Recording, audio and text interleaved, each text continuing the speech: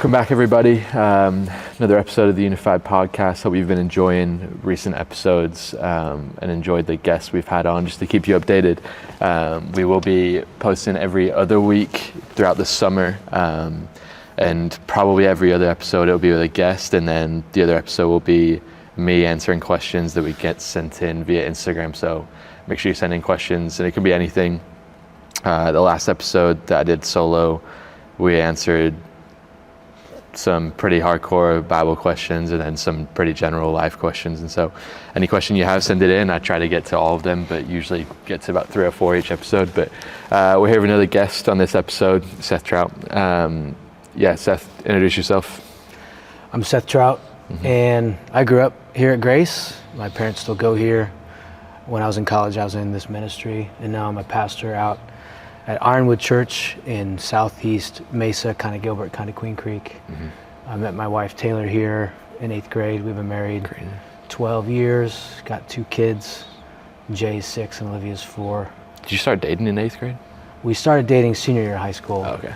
She had to date some other people first before she came my direction. Yeah. We went like school dances and stuff throughout. We were really good friends. But then we didn't start dating until senior year high school. Yeah. Your parents are on the prayer team here at Grace? Parents are on the prayer team. Yeah, they're awesome. Sweet. And then you've been at Ironwood for how long? I've been at Ironwood, it'll be 10 years in October, so almost 10. Wow, that's crazy. Sweet.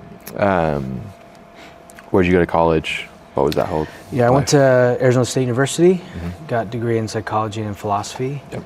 And then I did a Master of Divinity or seminary at Phoenix Seminary. And then I did a doctorate at Covenant in St. Louis, which is kind of a commuter program. So I'd read, write, attend, write. That's kind of how that flowed. Got it. When I finished that in 2021. Did you always know you wanted to be a pastor? No, I thought I was going to be a therapist or a PE teacher or something. Like when I was in high school, people would bring to me all their like level 10 trauma issues, kind of inexplicably. I didn't really get it. I think I just had a kind of good poker face. And it's like, wow, that's crazy. Tell me more about that. And like I think I felt safe to people.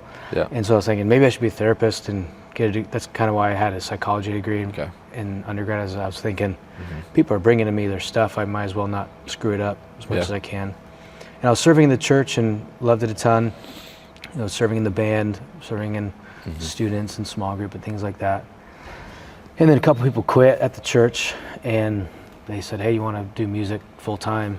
And I was like, sure. So I came in, like I knew I was high on the church, high on the gospel, high on Jesus. Yeah. But I always just thought I was going to be a good volunteer at a church for a long time. But then doors opened.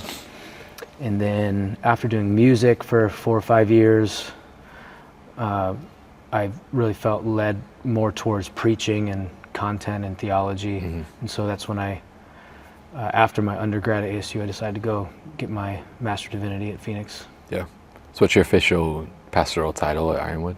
My title's teaching pastor. Teaching pastor. So I preach about 20 times a year, and I oversee some staff, and I create content and do classes and help create digital resources that support the discipleship of our people.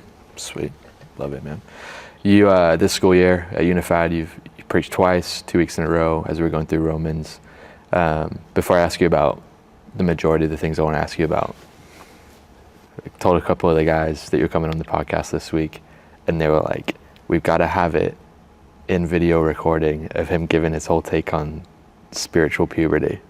Everyone loved that point. They were like, I'd never heard that before. And a lot of guys were like, honestly, really convicted by it. They're like, I feel like that's actually me right now. And it helped bring to light a lot of humility and a lot of revisiting attitudes they've had.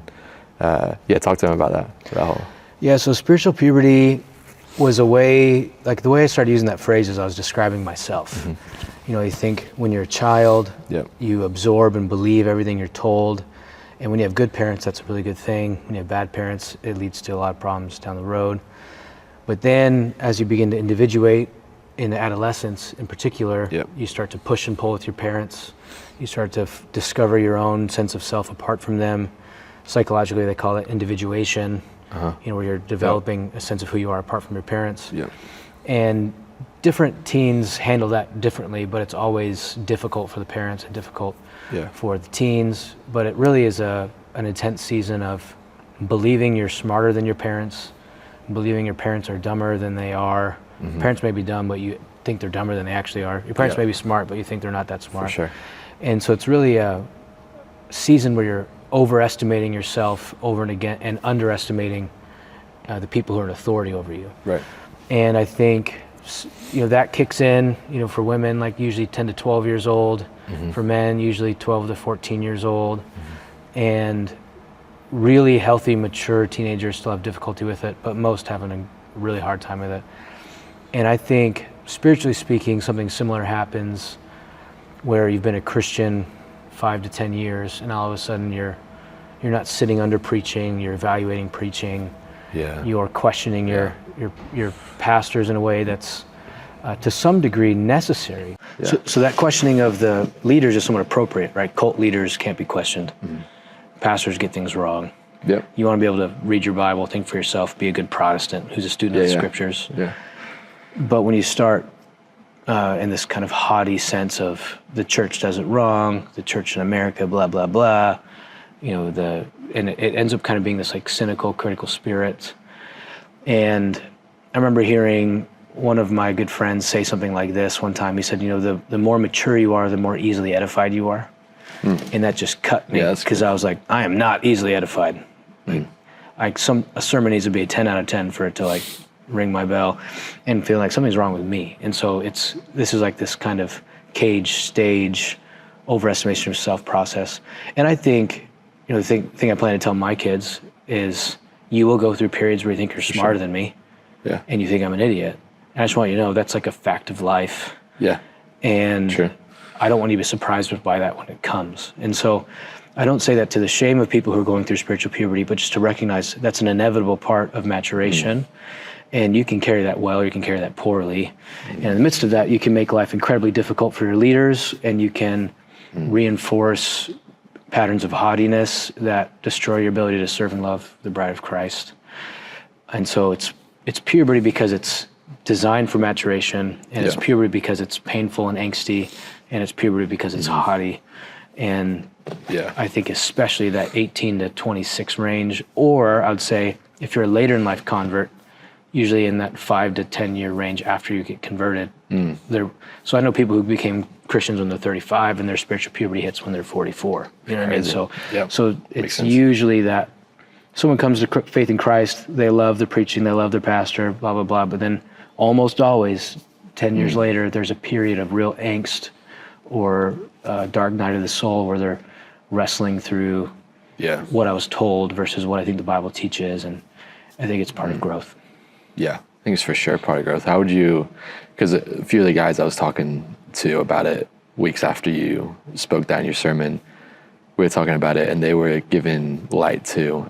They were saying, I think that's why they've had trouble since leaving their parents' home, being in college, finding their own church. They're like, we get a bunch of students here that a lot of them are committed to church now, but a lot of them are still in this like shopping phase. And I think it's because of that. And that's what they said. They were like, I'm trying to find a place that they say, I always want my brain to be like stimulated. And I always want the sermons to be that way, which they should be that way, but also it's hindering them from being committed to a local church. So you said you went through that. I definitely went through that. I still find myself in that sometimes, actually. How would you encourage, well, I've seen it more in young men than young women in college, but how would you encourage those young men who are in that phase and how to stay rooted and committed to a local church? Yeah, I think service is the discipline that is best prescribed for haughtiness. Yeah. One of the things Tom Schrader, who kind of is like the spiritual grandfather of our church, used to say is everyone is okay with being a servant until they're treated like one. And I do think the washing of feet, the taking out of trash, the doing the secret and unseen things are how we learn the way of Christ in service. Yeah. And pursuing that obscurity, especially when you sense that haughtiness in yourself, is a big deal. I think too, just recognizing that, like I met a guy at the gym this morning and he was like, oh, you're the GOAT as a pastor. And I was like, you must be new. It's one thing, like people come in and they're new and they're excited and it's awesome. And it's like, I just want you to know you won't feel that way in 3 years because I'm a sinner. I'll disappoint you. Yeah. I'll let you down. I'm a regular guy. Sure. So is everybody. And so looking for the person that you think is going to be like the best pastor, it's like that's at best going to last 6 to 9 months, maybe longer if you keep your distance from them. Yeah. But recognizing that these people are just men and they're not fancy. Yeah. And I think trying to order your values is a big deal. Like when you're, especially when you're looking for a local church, going like, what do you really need? Do you need education? Well, then read a book. Right. Do you need inspiration? Well, then watch the Rocky movie. You know what I mean? Do you need, so there's all these things we want from a church that we can get elsewhere. And I think more going, who's the community I want to invest into and be invested into by? Because there's always going to be better preaching on YouTube. There's always going to be better music on Spotify. There's always going to be better wisdom tips. Like you have the whole internet now. And so recognizing that what you want are like faithful, God-fearing, wise people who are going to pour into your life and shape you over time. And that's what you really want in a local church. Yeah. And if the preaching is great, that's nice. If the music is awesome, that's nice. But ultimately, being fed is my responsibility and worshiping is my responsibility. And good preachers and worship leaders can help me do that. Yeah. But I can also, I can read a book and get great theology. So I think you got to kind of wrestle with what do you actually want in a local church and then go be a part of that. Yeah. I was realizing that when I was thinking through the whole concept, I was realizing I think I hit my spiritual puberty actually probably the first year that I was on staff as a pastor, and was realizing that a lot of my motivation to what I was doing and trying to build here was out of this, for lack of words, like bitterness or the pride of I'm going to not do it like them. Yeah. I'd make that obvious instead of just like doing what I think I'm good at. It was, I'm going to do what I think I'm good at and say that this is why. So it's not like that. Yeah. And I'm like, maybe there's a place for that, like a place to, you observe what you don't like about church or what you don't agree with and you won't do it like that, but you don't have to say it, you know? So I think that's where I saw it a lot in myself, where I was like, I definitely had this shoulders back, chin up of I'm doing this better than most people. Or how have they not figured it out yet? And then now I'm almost 6 years in and I'm like, I don't even agree with how I was doing it then. And you realize that people say the same thing about you. Yeah. That's just the nature of the wheel is we want to honor our leaders and we want to be different than them, and that creates tension, and holding that tension well takes maturity and wisdom. And most people therefore don't do it well, because most people are fools. And the younger you are, the more inclined to foolishness you'll be. And especially that spiritual puberty is a real season of folly. And I think the best way to be safe from folly is to presume that you have folly, and then you'll try to overcorrect and seek out wisdom. I agree. And that's really the main way to do that. Yeah, man. Well, sweet, that's good. They'll all be pumped about that. They're all going to send that to their friends. But transitioning now, this is the main thing I wanted to talk to you about in the podcast. You have a book coming out. I do, yeah. Authentic Masculinity is the title. Authentic Masculinity, Leaving Behind the Counterfeits for God's Design. Yeah. Tell us about why you wanted to write a book on that, where that desire came from, and so it started out, so my doctorate had to do with gender, right? But it was more like on the transgender side of things, like theology of the body. What is maleness? What is femaleness? What does the Bible say about that? And then it was about 2 years later, a church in the area had called me up and said, hey, can you come do a talk to our college students on the Andrew Tate problem? They had like 300 or 400 college students, and apparently there's a big batch of them that were kind of thinking Andrew Tate was kind of cool, you know, and nowadays there's more like kind of Nick Fuentes type, and you have more of like different versions of what gets called toxic masculinity. Can you come do a talk on why these people are a problem? And so I hadn't really thought deeply or meaningfully about what is masculinity a ton. Like I had like a good sniff test on, I know what unhealthy masculinity is, because there it is, and you see it. But then when I had to come up with a model for it, I really stopped liking, and I've stopped using the phrase toxic masculinity, because there's an old Greek philosopher, doctor person called Heraclitus, and he said the dose makes the poison, meaning toxicity has to do with an excess of something. So you can get you can get water poisoning. You drink 2 gallons of water, you could die, or you have like 2 milligrams of fentanyl, you could die. You know what I mean? So different things have different levels. But whenever you're talking about toxicity, you're talking about excess. And so the presumption is, these Andrew Tate type people are excessively masculine. Right. Like they're too masculine. And I started thinking, like, I don't think they're excessively masculine. I think they're actually insufficiently masculine. And so I started trying to I ended up building a pyramid in my mind, not a literal one, but in my mind pyramid, that kind of went like this, that said, like trying to understand, what do these people who get called toxic masculine, what are they lacking that creates this unhealth or this poisonous nature to them? And the most basic, the foundation, right? So you get this in the Beatitudes, blessed are the poor in spirit. But that actually comes from what I would say is like these basic distinctions. So each level has a distinction that man is not God, and therefore he must be humble, right? And so these are like the chapters in my book, chapters. And so the lacking of humility is like the poison of these unhealthy masculine figures, that they act like God, they treat other people like they are gods, they demand to be served, they don't serve, they don't see a sense of sin and need for grace, they don't see a sense of like creator creature. So man is not God, so be humble. Obviously these people lack humility. So it's not that they have excessive, and so if the core masculine virtue is humility, these people don't have excess of it, they lack it altogether.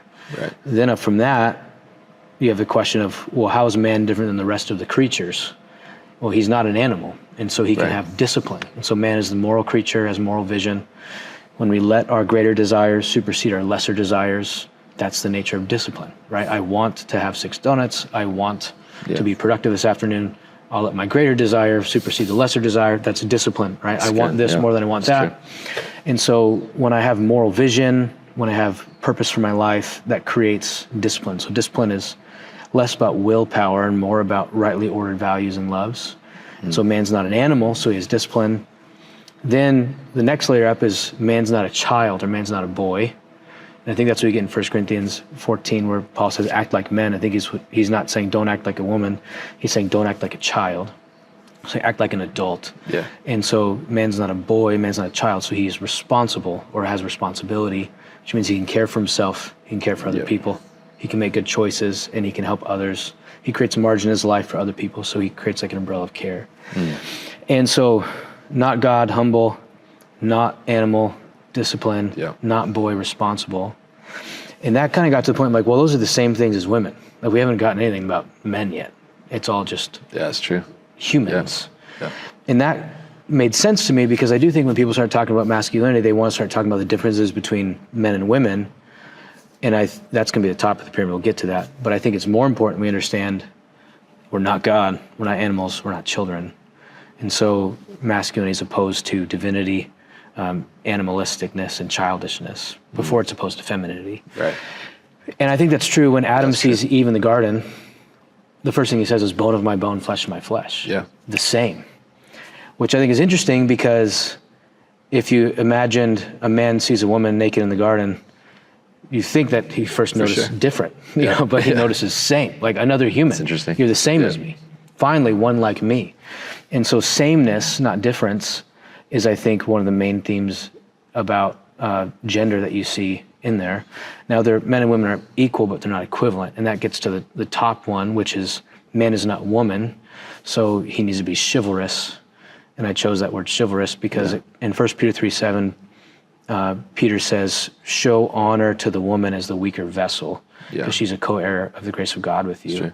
And so because man is stronger, he has this additional responsibility to show honor, that in the upside down kingdom of Jesus, the powerful serves the less powerful, the stronger serves the weaker. And I think that's the essence of chivalry. And C.S. Lewis talks about chivalry as like being able to do violence when necessary, but being able to be marked by tenderness when necessary. And so I like that word chivalry because it's kind of an old knight word, knights in shining armor thing. And so that was my talk. Kind of like meekness. Yeah, it's very much like meekness. It's strength under control. It's not aggression unfettered. It's being controlled by that. And so those end up being the masculine virtues. And I gave that talk, and then after that talk, a handful of people were like, you should do more. And so I got that article published in something, and then I wrote a second pyramid, which are the masculine roles: son, brother, maker, husband, and father. And I look at God's instructions to men on how to steward those roles. And I had a couple articles on that, and then a publisher contacted me and said, hey, you want to do a book on this? And that's how I started writing a book. So it really began by trying to address a group of college students who were wrestling with the Andrew Tate thing. And then I kind of fleshed it out a bit, and now May 5th, Authentic Masculinity comes out. Love it. Why do you think young Christian men had like an appeal toward the Andrew Tates? Well, I think part of Andrew Tate's message is not wrong, right? Don't be a loser, don't smoke weed in your mom's basement, go make money, go make something of yourself, kind of like the discipline vision. Yeah, for sure. Like the vision for drivenness, make something of yourself, become something. I think that appeals to like a participation trophy culture. Yeah. That's like, you're fine the way you are, everybody's a winner, there's no losers. And Andrew Tate goes, no, there are losers, there are winners, go be a winner. So I think part of that, young men want to be motivated, they want to take the hill, they want to achieve and conquer. They are made in God's image to subdue and have dominion. That's Genesis 1. And so when they're not subduing and having dominion or doing good work, there's like that creates depression in men in particular. Yeah. There's a therapist I like who talks about how young men a lot of times experience depression because of it's actually learned helplessness, or it's slowness of spirit, and how actually taking the bull by the horns is more helpful for men in combating young male depression. And so I think there's part of it there. I think the other part of it is there is like a whole message around gender that you get, especially in secular environments, that says like there is no such thing as gender. And so androgynous, that men and women are interchangeable and exchangeable, and masculinity doesn't exist, femininity doesn't exist. It's all social construct. Then you've got like Andrew Tate, who's like absolutely not, and the whole kind of red pill. It's like, no, men are like this, women are like that. And so people are fed up with kind of the liberal androgynous, there's no such thing as gender thing. And they're going, here's a guy who's unapologetically saying men are like this, women are like that.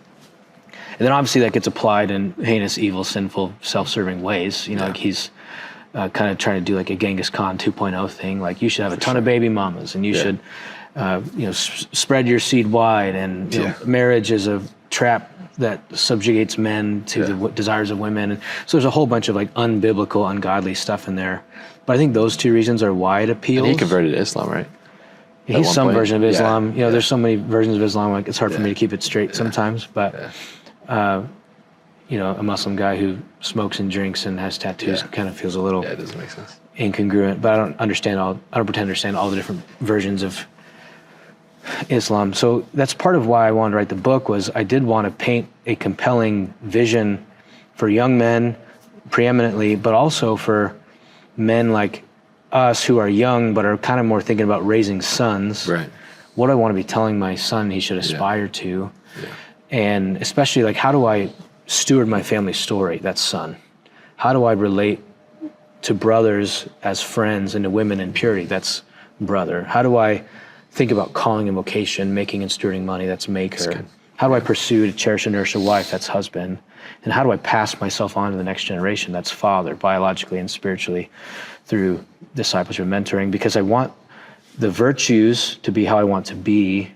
And the second, so there's really two pyramids. The first 4 chapters is the virtues pyramid. Okay. The second 5 chapters, or the last 5 chapters, are the roles pyramid. Gotcha. And I want men to have a vision that they can run at and be excited about and feel good about, and go, man, if I shoot at this, then I'm following God's design for my life. Because there's counterfeits all over the place, and I hope it's compelling.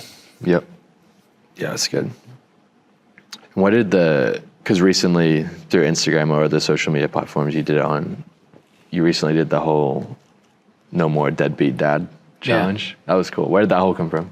The whole thing come from? So that came from one of the chapters in my books on father, and I kind of have the ABCs of fatherhood, it's another pyramid. I kind of got obsessed with pyramids. Yeah, that's cool. The early church liked pyramids on like spiritual formation, and so the fatherhood pyramid is the ABCs. It's affection, blessing, and correction. Yeah. And so loving, investing, and disciplining. So affection, blessing, correction. And talking to a lot of guys who... That goes for raising sons or daughters? Sons or daughters, yeah. But talking to dads who their parents withheld affection or withheld blessing or withheld correction.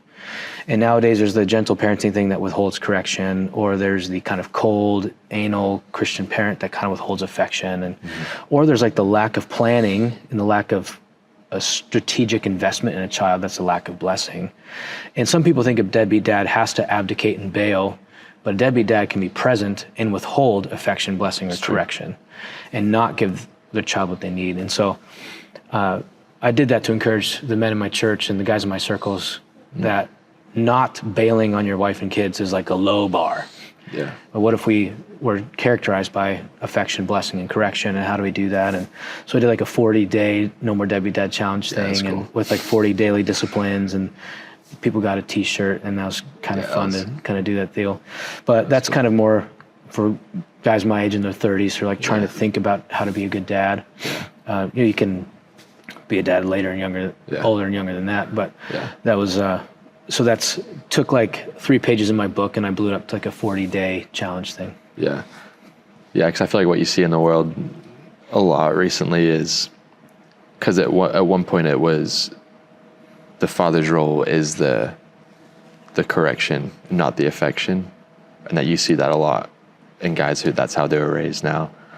But then I feel like it's gone the complete other way now, where it's like the mother and father are equal and should be the exact same. So now it's the father's running after it.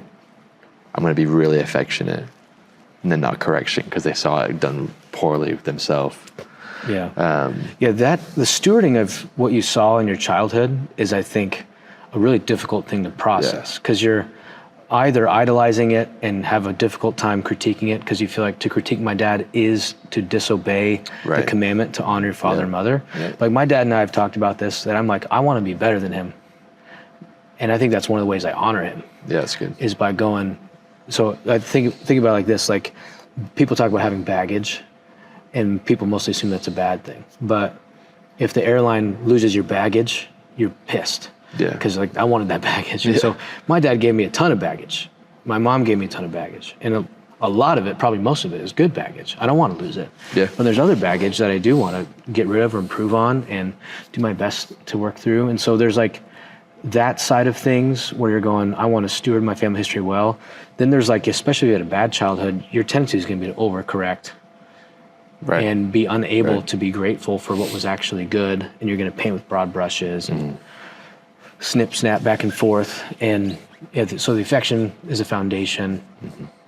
And I do think that there's especially right now, it feels like there's like a swing towards more traditional gender roles as being cool again, which is fine. I generally think it's a good thing. But that kind of like cold, distant dad thing is going to be more tempting. Especially as like AI displaces a lot of good remote work, and so dads can't be home as much as they maybe were in the last 20 years. But Jesus has, I think it's okay to say Jesus as a man had a feminine side and he wasn't insecure about it. Like when he says, I want to gather you up like a mother hen, talking about the church. Like he has a maternal edge to his masculinity. For sure. And that's okay, but that is a maternal edge to his masculinity. He's not becoming a mother, he is a masculine person with a feminine edge. And so I think that balance is going to be difficult based on personality and even just marital dynamics. Yeah. Something I've seen that's really interesting in college students that I've been able to disciple, closely mentor, is there's the side of young men who are like, I don't want to be anything like my dad. And then on the other side, there's ones who are like, they see no fault in their dad or their parents. And things get brought to me, or maybe it's friends of mine that are about to be parents, and they're like, I just want to be just like this, and they bring things, and I'm like, I don't know if that's a good thing. And how would you speak to, because it's a good thing in its essence that someone's like, I want to be just like my dad. They see no harm in them. But in a way that's like, hindering them in some ways, or they see their soon-to-be spouse that the way their dad was, and they completely disagree.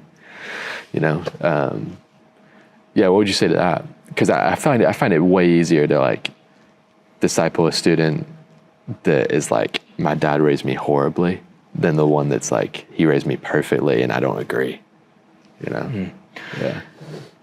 Yeah, well, I think at a minimum, theologically speaking, nobody did anything perfect. And the just basic doctrine of sin goes, if you can't admit your dad was a sinner, something's like wrong.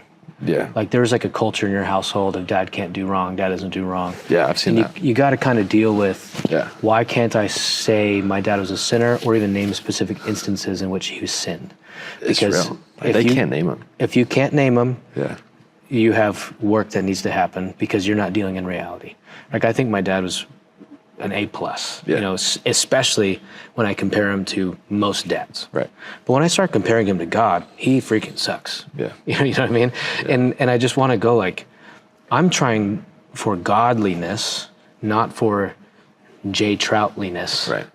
Right. Yeah. And what I'm trying to aim for is to receive the good things my dad gave me, name specifically and honestly the places that he fell short of the glory of God, which biblically speaking are there, and then go, okay, how do I build on what he gave me? Because he did better than his dad, who did better than his dad, and I hope my son's a better dad than I am. But if my son grows up unable to name specific ways that I was a sinner, or ways that I fell short, or ways that I was reactive or ungodly, then I'm not really teaching him to judge me against Scripture. That's true. Because if I want to feel good about myself, it's really easy to do if I just compare myself to the right people. Exactly. But if I can just walk down the street and start feeling good about myself really fast if I compare myself to the right people. I agree. If I want to feel terrible about myself, I can compare myself to other people. Yeah. But this is where I think rightly understood humility is. It's like my identity that's given me by God, that I'm a work in progress, that I'm secure because of grace, and the Spirit's sanctifying me over time. Like then I see all people as being in process, including my dad, including me, and you just have to deal in that reality. Yeah. Yeah, how would you encourage the student, young 20s, and he had a completely unpresent dad, was raised by his mom pretty much only? Because I interact with these students who didn't even have a male figure really growing up. It was just their mom, their aunt, their grandma. Not even their grandfathers were present. How would you encourage them because some of them are the ones getting married now. Yeah. Graduating, about to get married, will be fathers soon. How would you encourage them to engage with the father that is God and learn in that way, and to not be like their dad? Like, how would you encourage them? Yeah, I think it comes from two primary places, practically speaking. So spiritually speaking, God is our Father, but functionally, he creates image bearers who represent him in the world. And so I think the bigger your masculine wound, or the bigger the gap in the masculinity you saw growing up, probably the more proactive you need to be in surrounding yourself with men who are running after Jesus. And so that comes from two directions, practically speaking. You're going to want to build a fraternal brotherhood of guys who are kind of shoulder to shoulder with you. Yeah. That where you give each other blank checks on speak into my life in love. Yep. You know, you're not just kind of razzing each other, but you're trying to like actually build each other up, and you're doing that spiritual fraternity, spiritual brotherhood thing.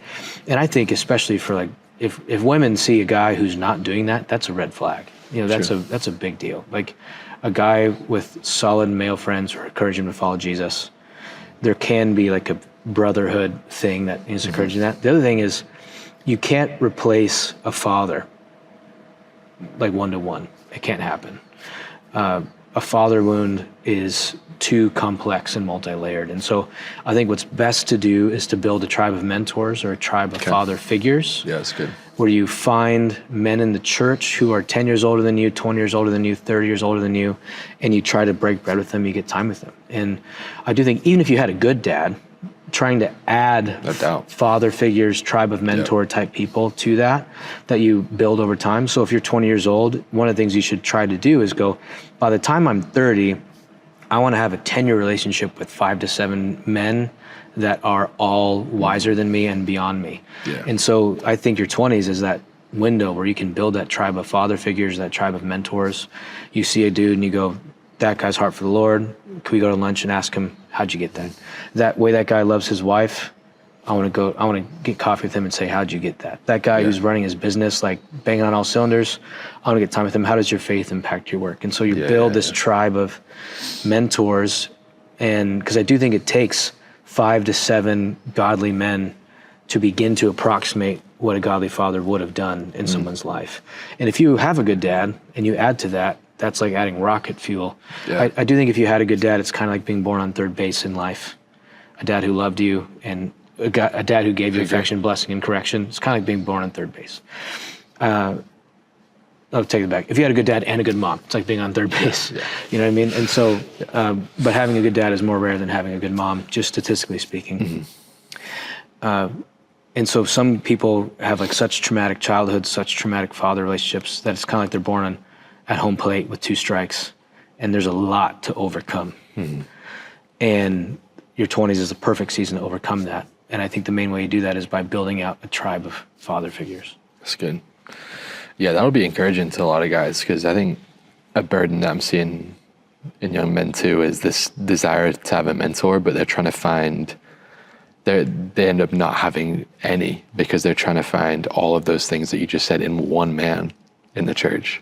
Yeah, and I think that dude that you want to do that, part of what makes him a healthy person is he makes himself available to his wife and kids, not to just a bunch of random people all the time. Like he probably has good boundaries. Yeah. So he can't be doing ministry 90 hours a week on top of his deal. And so the best men will be the most busy, and they might only get you a 30-minute phone call once a month. Yeah, that's good. And so you have to have a composite, a bit of a mosaic, because most healthy guys are not looking for something to do on a Saturday. They got their hand to the plow and they're building a life that's valuable, and you want to get windows into that. And so that's why I think the multi-mentor thing is a more practically and functionally helpful approach to correcting that fatherhood. Yeah, I think that's something I'm thankful for. And my dad he was always encouraging that. Even when I was a teen, was, hey, that leader that you get along with at youth group, like, hang out with him. Yeah. And I was really thankful for that. That built a lot in me. Yeah, really good dads encourage their sons to join the world of men. Yeah. And not to just kind of have a single point of failure on mentoring. Yeah. And I'm not surprised that Des was like that, but an insecure dad will say, why are you talking to other people besides me? I'm your dad. Yeah. That's weird, and that's a problem, and that's not going to be a recipe for a well-rounded young man. Yeah, that's good. Yeah, man. So when's the book out? Book comes out May 5th. May 5th. The easiest, best way to get it's on Amazon. Yep. Authentic Masculinity. Yep. If you really like me, you can leave an Amazon review. Let's go. If you really hate it, you can leave a negative Amazon review. Yeah. But you already have a podcast around it, right? Yeah, I do short little episodes. I do a little podcast called Authentic Masculinity that I started like a year ago. It's like 7-minute episodes once a week. That's good. And it's kind of one question, one answer. Sweet. And you can check that out if you want as well. Sweet. Yeah, man. Appreciate you being here. Thanks for having me, Aaron. Yep. Hope this was a blessing.